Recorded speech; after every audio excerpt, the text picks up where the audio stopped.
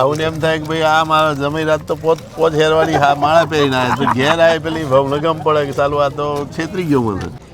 કોઈની પાસે વ્યસન નથી કર્યું, કોઈ કંઈ બહારનું ખાતું નથી.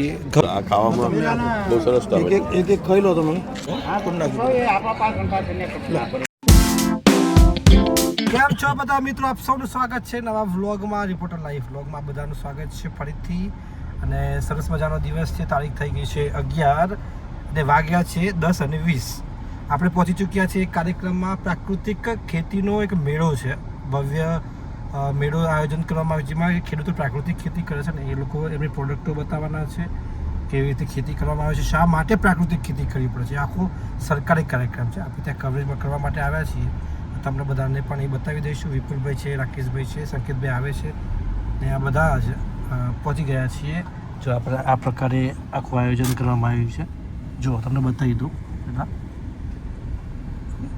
જો અલગ અલગ, અને સામે એક કાર્યક્રમ છે. તો જે રાજ્યમાંથી પ્રાકૃતિક ખેતીના જે આગેવાન છે એ હિતેન્દ્રભાઈ નામ છે ને, હિતેન્દ્રભાઈ એ આવ્યા છે, તો આપણે એમને પણ મળીશું. જો મિત્રો, આપણે પહોંચ્યા છીએ. પ્રાકૃતિક ખેતી શા માટે જરૂરી છે? જો આપણે ઘણી વખત આપણે કહેતા હોઈએ છીએ કે કોઈની પાસે વ્યસન નથી કર્યું, કોઈ કંઈ બહારનું ખાતું નથી, ઘરનું જ રોટલી ખાય, ઘરનું શાક ખાય, એટલે મીન્સ કે બજારમાંથી લાવેલું શાક ખાય. પણ આવા કારણે કેન્સરના રોગો વધી રહ્યા છે, અલગ અલગ પ્રકારની એસિડિટી થઈ રહી છે, હાઇપર એસિડિટી થઈ રહી છે, બ્લડ પ્રેશરના, ડાયાબિટીસના આ તમામ રોગો વધી રહ્યા છે. આ સંજોગોમાં હવે સમય આવી ગયો છે, સરકાર પૈસા ખર્ચી રહી છે, પ્રાકૃતિક ખેતી તરફ લોકો વળે એવા પ્રયાસો કરી રહી છે. તમે સમજી શકો છો કે જ્યારે એક અભિયાન શરૂ કરવામાં આવે, શા માટે કરવામાં આવતું હશે. આ વ્લોગમાં આપણે વાત કરી રહ્યા છે, કદાચ આવનારા 10 વર્ષ બાદ લોકો ઘરે ઘરે પ્રાકૃતિક ખેતી કરતા હશે, પોતાના ઘરે જ વાવશે, પોતાના ઘરે જ તેઓ પ્રાકૃતિક ખેતી કરશે અને શાકભાજી વાવશે, ઘઉં વાવશે, તમામ અલગ અલગ પ્રકારના અનાજ વાવશે, શાકભાજી કરશે. સ્વાસ્થ્ય માટે ખૂબ જરૂરી છે. આ પગલું ભરવું પડશે. અનેક લોકો ભરી રહ્યા છે, આપ પણ ભરો. સરકાર પૈસા ખર્ચી રહી છે. અમે મેળામાં આવ્યા છું, તમને તમામ વસ્તુ બતાવી રહ્યો છું. મોડાસા બાજકોટ ખાતેનું જે એક યાર્ડ છે, ત્યાં આપ જોઈ શકો છો આ પ્રકારનો મેળો ભરાયો છે. મેળો ભરવાનું સરકારનું એક જ ઉદ્દેશ છે કે લોકો પ્રાકૃતિક તરફ વળે. આ જોઈ શકો છો ગુજરાત પ્રાકૃતિક કૃષિ વિકાસ બોર્ડ, અને એમાં જે પ્રાકૃતિક ખેતી કરવામાં આવે છે, જે પ્રાકૃતિક ફળ છે, મરચાં છે, તમામ શાકભાજી છે, આ તમામ વસ્તુઓ અહીં મૂકવામાં આવી છે. આવનારા ભવિષ્ય માટે ખૂબ જરૂરી છે. જો બાગાયત ખેતી કરું, મને બોર્ડ જોવા દેજો. હા, બસ આ રીતે બોર્ડ બનાવવામાં આવ્યા છે. ઉમિયા પ્રાકૃતિક કૃષિ કેન્દ્ર. કાકા, આપનું શું નામ છે, ક્યાંથી આવ્યા છો આપ, અને પ્રાકૃતિક ખેતી કેમ જરૂરી છે આવનાર સમય માટે? કારણ કે જો સરકાર બી અલગ અલગ પ્રયાસો કરી રહી છે, અને તમે શું માનો છો? મારું નામ પટેલ પ્રવીણભાઈ જીવણભાઈ, ગામ ઉભરાણ, તાલુકો માલપુર, જિલ્લો અરવલ્લી. હું પાછલા 5 વર્ષથી પ્રાકૃતિક ખેતી કરતો રહેલો છું, અને આત્મા અને પ્રાકૃતિક બોર્ડ આ બંનેના સહયોગથી ખેતી કરીએ છીએ. અત્યારે મારી પાસે પોતાની પાસે અત્યારે 5 પ્રકારના ટમેટાં, 5 પ્રકારના રીંગણ, 5 પ્રકારના મરચાં, પછી ઇન્ટરક્રોપિંગમાં ફળાવમાં મારી પાસે જામફળ રોપેલા છે. અને મારા ખેતરમાં ટોટલી એક પણ જગ્યા એવી નથી કે જ્યાં વાવેતર ન હોય. તમે આ કામ કરો છો? હું પોતે 10 વર્ષથી આ કામ કરું છું, પ્રાકૃતિક ખેતીનું. અને શા માટે જરૂરી છે? કારણ કે જો અલગ અલગ પ્રકારના રોગો આવી ગયા. હા, હવે પ્રાકૃતિક ખેતી કેમ જરૂરી છે, તો અત્યારના સંજોગોમાં અલગ અલગ પ્રકારના રોગો કે જેમાં કેન્સર, ડાયાબિટીસ, આ બધા રોગો એટલો બધો ભરલો લીધેલો છે અત્યારે કે જો આમાંથી જો પાછા ન વળીએ રાસાયણિક ખેતીમાંથી, તો આ જીવન ટકવાનું નથી. માનવનું જીવન ટકવાનું નથી, પશુ જીવન નહીં ટકે, અને જમીન ટોટલી બંજર થઈ જશે. એ વાત સાચી. અને બંજર જમીનમાંથી આવતી પેઢીને આપણે કશું નહીં આપી શકીએ. એટલા માટે અમારો પ્રાકૃતિક ખેતીનો ઉદ્દેશ આ જ છે કે ભાઈ જીવન સુધરે, પ્રાકૃતિક ખાતા થાય અને પ્રાકૃતિક પેદાશોનું વેચાણ વધે. જો અત્યારે કેવું થયું છે, અત્યારે જે જિંદગી જીવનમાં કેન્સરના 10માંથી લગભગ 2 લોકોને કેન્સર એવું થઈ ગયું છે વાતાવરણ.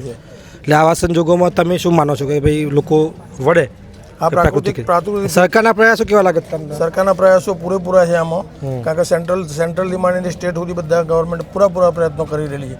પણ અવેરનેસ આવતો હજુ ખેડૂતોમાં થોડી વાર લાગશે, કારણ કે પહેલથી રાસાયણિકમાં ગોઠવાઈ ગયેલા છે. પ્રોડક્શનનો મામલો કહેવો, પછી જીવામૃત બનાવવાનું કે પ્રાકૃતિક બધા જે આયોમો બનાવવાના છે એમાં થોડી મહેનત થોડીક કરવી પડે એવી છે. પણ એ મહેનત પહેલાં કરતાં તો ઘણી સસ્તી છે. રાઈટ.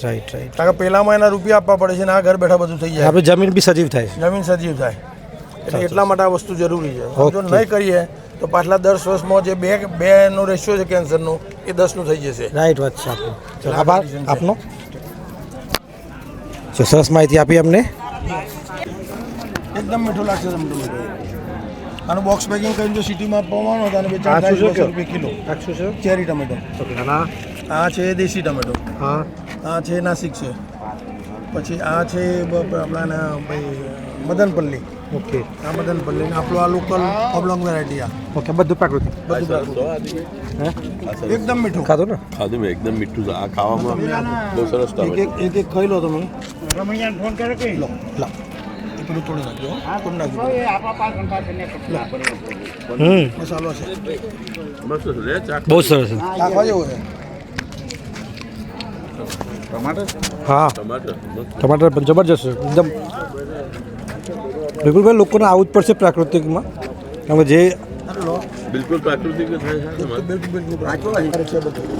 બિલકુલ ભાઈ તમારું ઉભરાણ નંબર લઈ લો. હમણાં જ આવ્યું હતું પેપરમાં. મસા નંબર છે ને. આ સિસ્ટમ અમારું પ્લાન્ટેશન છે અત્યારે ખેતરમાં. ટોટલી પ્લાન્ટેશન આ રીતનું છે. સરસ. તમારો મોબાઈલ આ બે તમારા ખબર નહીં મારા છે. સારું રાખું, મારે સમાચાર કરવાના છે ટીવી માટે. વાત આતી છે, લગ્નમાં ખોવાઈ જાય તો વધુ ના આ સોનું હવે સસ્તું થઈ ગયું હાર્દિક ભાઈ. આ યુદ્ધ જે થયું ને, આજે યુદ્ધ થયું ને એટલે સોનું સસ્તું થઈ ગયું. અત્યાર સુધી તમે જોયું કે સોનું સાથે સોનીની દુકાનો જ મળતું હતું, પણ અહીંયા ગાડી આ પશુપાલનનો અને પેલો ખેતીનો એક મેળો સ્ટોલ લાગે છે. એની અંદર જો તમે આ સોનું બિલકુલ સસ્તું અહીંયા સ્ટોલમાં વેચાતું થઈ ગયું. એનું કારણ એ કે આ જે યુદ્ધ તાર પછી આ લઈ લીધું જુઓ, એટલે અહીંયા ગાડી આ વેચાય છે. તારે અત્યાર સુધી તો સ્ટોલમાં મળતું ભાઈ, સોની દુકાન. 2-3 તોલા તમે આ પહેરો એટલે તમને આમાં કોઈ તમારે જોખમ જ નહીં. કોઈ જોખમ આ પહેરીને તમે 2 બટન ખુલ્લા રાખીને ફરો ને, ફોન ખેંચી જતો ખેંચી જવાળો હું ફેર પડે આવી જાય. તારે પેલી હાહુને એમ થાય કે ભાઈ આ મારા જમી રાત તો પોચ હેરવાળી માળા પહેરીને આવે છે, ઘેર આવે પેલી ભવને ગમ પડે કે ચાલુ આ તો છેતરી ગયો મને, એવું છે. સોની આપણે રાખવાનો ને પણ પોતાનો કે એ વાત સાચું છે. સાચું જ કે આપણે ખેતીવાળાને જવાય કે ના જવાય તો આથી ખરી ઘરે રાખીએ તો ઘરે ખીલી જવાય. હવે આવેલા મહેમાનો માટે તો કલ્યાણ સંપદા. સાનવીબેન ગવાર કાપી રહ્યા છે. સાનવીબેનનું ફેવરેટ છે ગવાર. પપ્પાની મારી મારી સ્ટાઇલ છે આ કંપની.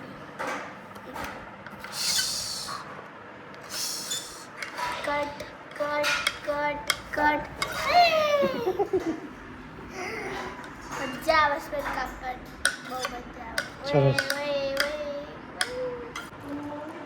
સાનવીબેન છે ને ગવાર કાપી રહ્યા છે, ગવારનું શાક બનવાનું છે, સાનવીબેન બનાવવાના છે. રાઈટ રાઈટ એમની સ્ટાઇલ જો ખાઈ ટમાટર જેવી સ્ટાઇલ છે. આપણે ખાઈ રહ્યા છીએ આ શું કહેવાય? નાની કહેવાય દાની. જારની હા જારની દાણી ખાઈ રહી. White colour. સાઈડ કફ દૂર કરે, કફ મજા આવે. સાયન્ટિફિક છે. ગરમીમાં રાહત બી આપે. મજા આવે. ગરમીનો પારો ગઈકાલે 43 ડિગ્રીને પાર ગયો હતો. આપણે ખૂબ ધ્યાન રાખવું પડશે ગરમીમાં. રાઈટ? હા. નકો ચક્કર ખાઈને ભૂલ પડી જાય. પાણી પીવો છો ને તમે સ્કૂલમાં? પાણીની બોટલ જ પૂરી થઈ જાય છે. કાલથી તો 2 બોટલ લઈ જવી પડે મારે. એવું છે? સ્કૂલમાં હો જલ્દી પતી જાય છે. અપ્રિલાએ પતી જાય છે, મારે પતી જાય છે. સરસ. પાણી જેટલું વધારે પીવે એટલું પીવાનું, અને ઘરે આવીને ઓઆરએસ પીવાનું.